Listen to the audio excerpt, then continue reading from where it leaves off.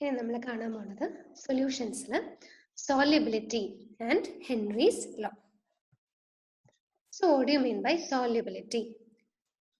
Solubility എന്ന് പറഞ്ഞാൽ it is the maximum amount of solute that can be dissolved in a particular solvent at a particular temperature. അതിനെയാണ് solubility എന്ന് പറയാം. Now consider the solubility of a solute of a solid in a liquid. ആ സോളിഡിനെ നമ്മൾ solute എന്ന് വിളിക്കും, ലിക്വിഡിനെ നമ്മൾ solvent എന്ന് വിളിക്കും.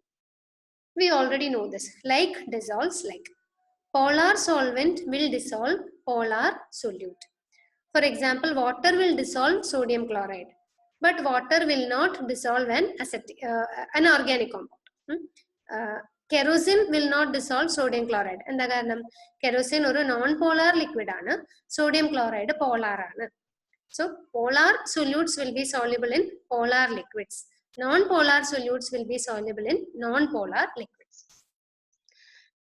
നമ്മൾ പരിചയമുള്ള ഒരു വാക്കാണ് സാച്ചുറേറ്റഡ് സൊല്യൂഷൻ. സാച്ചുറേറ്റഡ് എന്ന് പറഞ്ഞു കഴിഞ്ഞാൽ a solution in which no more solute can be dissolved at the given temperature and pressure. ഇനി അങ്ങനെ അല്ലാത്തതിനെ നമ്മൾ എന്ത് വിളിക്കും? Unsaturated solution. അതായത് ഇനിയും കൂടുതൽ സൊല്യൂട്ട് നമുക്ക് ഡിസോൾവ് ചെയ്യാനുള്ള സാധ്യതയുണ്ട്. Then that is an unsaturated solution. So these are all things we know already. Now, effect of temperature on solubility. പെട്ടെന്ന് നമുക്ക് പറയാൻ തോന്നുക ചൂടാക്കിയാൽ നല്ലോണം ഡിസോൾവ് ചെയ്യും എന്നാണ് പറയാൻ തോന്നുക. പക്ഷെ that is not true. Suppose the dissolution process is endothermic. അതായത് enthalpy of dissolution delta H positive ആവാം. അതായത് a process of dissolving ഒരു ഹീറ്റ് അബ്സോർബിങ് അല്ലെങ്കിൽ എൻഡോതെർമിക് പ്രോസസ് ആണെങ്കിൽ ടെമ്പറേച്ചർ കൂടുമ്പോൾ സോല്യൂബിലിറ്റി കൂടും. That is according to Le Chatelier principle. തിരിച്ചാണെങ്കിലോ, suppose dissolving is an exothermic process, suppose dissolving releases heat, ആ കേസിൽ ടെമ്പറേച്ചർ കൂടിയാൽ സോല്യൂബിലിറ്റി കുറയാണ് ചെയ്യും. So this is the effect of temperature. പ്രഷറിന് വലിയ ഇഫക്റ്റ് ഒന്നുമില്ല. ഏത് കേസിൽ? when the solute is a solid dissolving in a liquid എന്നുള്ള കേസിൽ പ്രഷറിന് സിഗ്നിഫിക്കൻ്റ് ആയിട്ടുള്ള ഇഫക്റ്റ് ഒന്നും ഇല്ല. So now we move on to solubility of gas in liquid. എവിടെയാണ് നമ്മളുടെ ഹെൻറീസ് ലോ വരുന്നത്? എന്താ ഹെൻറീസ് ലോ പറയണേ? നമുക്ക് ഊഹിക്കാം അല്ലെ, പ്രഷറും സോല്യൂബിലിറ്റിയും തമ്മിലൊന്ന് റിലേറ്റ് ചെയ്ത് നോക്കൂ. നല്ല പ്രഷർ കൊടുത്തു കഴിഞ്ഞാൽ നല്ലോണം സോല്യൂബിൾ ആവും, അത്രേ ഉള്ളൂ. Solubility of a gas in a liquid directly proportional to pressure of the gas. അപ്പൊ സപ്പോസ് നമുക്ക് വി ഹാവ് എ വെസൽ, ഇതിനകത്ത് suppose we are taking water, suppose we need to dissolve carbon dioxide. അപ്പൊ ഒരു closed vessel ആണ് നമ്മൾ ഇത് കാണിക്കുന്നത്. This is a closed vessel. ഇവിടെ CO2 gas, undissolved CO2 gas ഉണ്ടാവും, ഇതിനകത്ത് ഡിസോൾവ്ഡ് ആയിട്ടുള്ള CO2 ഗ്യാസും ഉണ്ടാവും അല്ലെ. ഡിസോൾവ്ഡ് CO2നെ നമ്മൾ മോൾ ഫ്രാക്ഷന്റെ ടേംസിലാണ് സൂചിപ്പിക്കുക. X is the mole fraction of dissolved CO2. Undissolved ആയിട്ട് കിടക്കുന്ന CO2 വേപ്പർ രൂപത്തിൽ ഈ സൊല്യൂഷന്റെ മുകളിൽ നിൽക്കുന്നുണ്ടാവും.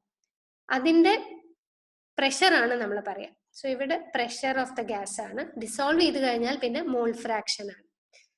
അപ്പൊ ഒരു സ്റ്റേറ്റ്മെന്റ് ഓഫ് ഹെൻറീസ് ലോ എന്ന് പറയുന്നത് കോൺസ്റ്റന്റ് ടെമ്പറേച്ചറിൽ solubility is directly proportional to pressure എന്നുള്ളതാണ്. സോല്യൂബിലിറ്റിനെ നമ്മൾ mole fraction of the dissolved salt ആയിട്ട് എക്സ്പ്രസ് ചെയ്യുന്നു. പ്രഷറിനെ നമ്മൾ pressure of the gas above the liquid ആയിട്ട് കണക്കാക്കുന്നു. ഇങ്ങനെ പറഞ്ഞു കഴിഞ്ഞാൽ there is another statement for Henry's law.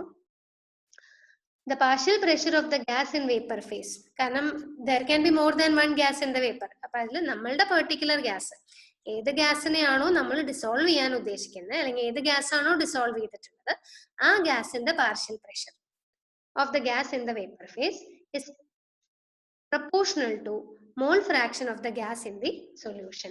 അതായത് P proportional to X. ഇതാണ് ഹെൻറീസ് ലോ.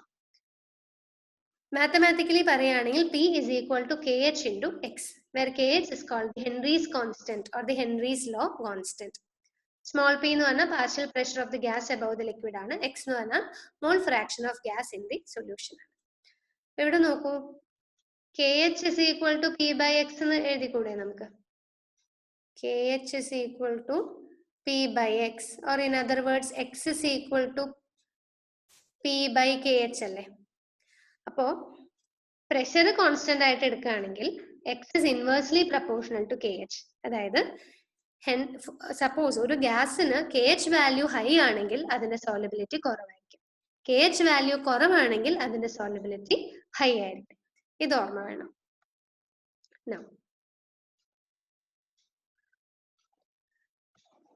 ഗ്രാഫ് പ്ലോട്ട് ചെയ്യുകയാണെങ്കിൽ ഇങ്ങനെയാണ് വരിക. We have taken mole fraction. നമ്മുടെ ഇക്വേഷൻ എന്താ? P is equal to KH into X ആണ്. This is of the form Y is equal to MX plus C. ഇവിടെ C is equal to 0 ആണ്, Y intercept 0 ആണ്. അപ്പൊ ഇവിടുന്ന് 0 എന്നാണ് graph തുടങ്ങിയിരിക്കുന്നത്.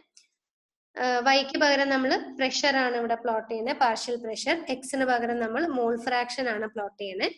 So from the equation we can find that the slope of the graph is equal to KH. So when we plot pressure against mole fraction, we get a straight line graph passing through the origin and the slope is equal to KH. Moving on, applications. Obvious application ആണ്. നമ്മൾ soda water ഉണ്ടാക്കണമെങ്കിൽ carbon dioxide has to be dissolved in water. അതിന് വേണ്ടി എന്ത് ചെയ്യണം? High പ്രഷറിൽ ബോട്ടിലിനെ seal ചെയ്യണം. അപ്പോഴാണ് carbon dye oxide നന്നായിട്ട് ഡിസോൾവ് ചെയ്യും. രണ്ടാമത്തേത് സ്ക്യൂബ ഡൈവേഴ്സ്. വെള്ളത്തിന്റെ അടിയിലേക്ക് ഡൈവ് ചെയ്ത് പോകുന്ന ആളുകൾ ഓക്സിജൻ സിലിണ്ടേഴ്സ് ക്യാരി ചെയ്യണത് നമ്മൾ കണ്ടിട്ടില്ലേ? ഒരു ബാക്ക് പാക്ക് പോലെ ദേ ക്യാരി ഓക്സിജൻ സിലിണ്ടേഴ്സ്. ഈ ഓക്സിജൻ സിലിണ്ടറിൽ 100% ഓക്സിജൻ ആയിരിക്കില്ല, കാരണം that is too much of oxygen for us. നമ്മൾ നോർമലി ബ്രീത്ത് ചെയ്യുന്ന എയറിൽ ഇറ്റ് ഇസ് ഓൺലി 21% ഓക്സിജൻ അല്ലേ? അപ്പൊ ഡൈല്യൂട്ട് ആയിരിക്കണം ഓക്സിജൻ. സാധാരണ എയറിലാണെങ്കിൽ ആരാ കൂടുതൽ പ്രസന്റ് ആയിട്ടുള്ളത്? നൈട്രജൻ ആണ്. 78% സംതിങ് ഇസ് നൈട്രജൻ. അപ്പോൾ സാധാരണ എയർ നമ്മൾ ഈ ഓക്സിജൻ ടാങ്കിൽ കൊണ്ടുപോയി കഴിഞ്ഞാൽ കുറച്ച് പ്രശ്നങ്ങളുണ്ട്. അതെന്താന്ന് നമുക്ക് നോക്കാം. അപ്പൊ ആ നൈട്രജൻ അവിടെ ശരിയല്ല, അതുകൊണ്ട് ഈ ടാങ്കുകളിനെ ഹീലിയം വെച്ചിട്ടാണ് ഡൈല്യൂട്ട് ചെയ്യുക. സോ വി ടേക്ക് ഈ സ്ക്യൂബ ഡൈവേഴ്സ് ഉപയോഗിക്കുന്ന ടാങ്കിൽ റെഗുലർ എയർ അല്ല അവർ ഉപയോഗിക്കുക, oxygen diluted with helium. Helium is an inert gas, അതാണ് അവർ ഉപയോഗിക്കുക. നമുക്ക് നോക്കാം. What is wrong with nitrogen? As we go down, ഇപ്പോൾ ഒരു സ്ക്യൂബ ഡൈവർ താഴോട്ട് പോകുന്നതോറും പ്രഷർ കൂടുമല്ലോ, കാരണം വാട്ടർ അത്രയും കൂടുതൽ മുകളിൽ വരുമ്പോൾ പ്രഷർ കൂടും. നൈട്രജന് KH വാല്യൂ കുറവാണ്, ഹെൻറീസ് കോൺസ്റ്റന്റ് കുറവാണ്, സോ സോല്യുബിലിറ്റി കൂടുതലാണ്. പ്രഷർ കൂടുന്തോറും സോല്യുബിലിറ്റി കൂടും, അഗൈൻ ഹെൻറീസ് ലോ. കുഴപ്പമൊന്നുമില്ല, നൈട്രജൻ ബ്ലഡിൽ അലിഞ്ഞതുകൊണ്ട് കുഴപ്പമില്ല. നൈട്രജൻ ഒരു ഇനേർട്ട് ഗ്യാസ് തന്നെയാണ്, അതൊരു കുഴപ്പം ഉണ്ടാക്കില്ല. പക്ഷെ താഴെ പോയ ആള് മുകളിലേക്ക് വരുമല്ലോ. As the diver comes up, what happens is the pressure decreases. Obviously, when you go down, pressure increases. As you come up, pressure decreases. Pressure decrease ചെയ്യുമ്പോൾ എന്തുണ്ടാവും? Solubility of nitrogen decreases according to Henry's law. അപ്പൊ ആ നേരത്തെ dissolve ചെയ്ത nitrogen ഒക്കെ പുറത്തേക്ക് വരും. പുറത്തേക്ക് വരുന്നത് it is in the form of bubbles, and these bubbles are large enough to block small capillaries. അപ്പൊ ബേസിക്കലി ബ്ലഡ് ഫ്ലോ അവിടെ ബ്ലോക്ക്ഡ് ആവുകയാണ്. And this happens all over the body, right? അങ്ങനെ വരുമ്പോൾ ഈ situation is called as bend എന്നാണ് ഇതിനെ പറയാം. It is very painful and it is often fatal. കാരണം ബ്രെയിനിലേക്കുള്ള ബ്ലഡ് സർക്കുലേഷനോ ഒക്കെ കട്ടായി കഴിഞ്ഞാൽ യു കാൺ ഫങ്ഷൻ. അപ്പോൾ ചിലപ്പോൾ ഫേറ്റലും ആവാം. അപ്പൊ അതാണ് ഈ നൈട്രജൻ ഉണ്ടായാലുള്ള പ്രശ്നം. ഹീലിയം ആണെങ്കിൽ എന്താ ഗുണം? ഹീലിയത്തിന് KH value is very high, Henry's constant is high, so it has low solubility. Low solubility ആയതുകൊണ്ട് അത്രയധികം ഡിസോൾവ് ചെയ്യില്ല. അപ്പൊ പിന്നെ പുറത്തേക്ക് വരികയാണെങ്കിൽ മുകളിലേക്ക് വരുമ്പോഴും there is not much helium coming out. അപ്പൊ there is not enough helium to block your blood vessels. So helium is a better option. And the last application, mountaineers high ഓൾട്ടിറ്റ്യൂഡ്സിൽ പോകുമ്പോൾ അവിടെ അറ്റ്മോസ്ഫിയറിക് പ്രഷർ കുറവാണ്. So obviously the solubility of oxygen in the blood decreases. Pressure കുറയുമ്പോൾ solubility കുറയും, Henry's law. Oxygen ബ്ലഡിൽ dissolve ചെയ്യാതെ ആവുമ്പോൾ നമുക്ക് ഓക്സിജൻ കിട്ടാത്തൊരവസ്ഥയാണ് അല്ലെ? So we have weakness, we have inability to think and all that. ചിലപ്പോൾ തല ഇറങ്ങി വീഴാം, and in rare cases it can be fatal also. കുറെ നേരം ഒന്നും അങ്ങനെ ഓക്സിജൻ കിട്ടാതെ ആയി കഴിഞ്ഞാൽ ആൾക്കാർ ബോധം കെട്ട് വീഴുകയും മരിച്ചു പോവുകയൊക്കെ ചെയ്യാം. ഈ കണ്ടീഷനെ നമ്മൾ അനോക്സിയ എന്നാണ് പറയാം. So these are the applications of Henry's law. ഇനി we were talking about the dissolution of gas in liquid. അപ്പൊ ടെമ്പറേച്ചറിന് ഇതിന്റെ മുകളിൽ എന്തെങ്കിലും ഇഫക്റ്റ് ഉണ്ടോ? ജനറലി ടെമ്പറേച്ചർ കൂടുമ്പോൾ ഗ്യാസിനെ സംബന്ധിച്ച് എക്സോതാമിക് എൻഡോതാമിക് ഒന്നും നോക്കേണ്ട ആവശ്യമില്ല. ചൂടാക്കി കഴിഞ്ഞാൽ ഗ്യാസ് അങ്ങ് എസ്കേപ്പ് ചെയ്ത് പോകും. അപ്പൊ സോളിബിലിറ്റി ഡിക്രീസസ്, അത്രേ ഉള്ളൂ. So it is clear cut. It doesn't matter whether dissolution is endothermic, exothermic, ഒന്നും പ്രശ്നമല്ല. Temperature കൂട്ടി കഴിഞ്ഞാൽ solubility അങ്ങ് കുറയും. Okay. So this is one example that we have in our textbook. Nitrogen gas is bubbled through water at 293 Kelvin. How many millimoles of nitrogen gas would dissolve in 1 liter of water? Assume that N2 exerts a partial pressure of 0.987 bar. KH എല്ലാം തന്നിട്ടുണ്ട്. It's a fairly straightforward question.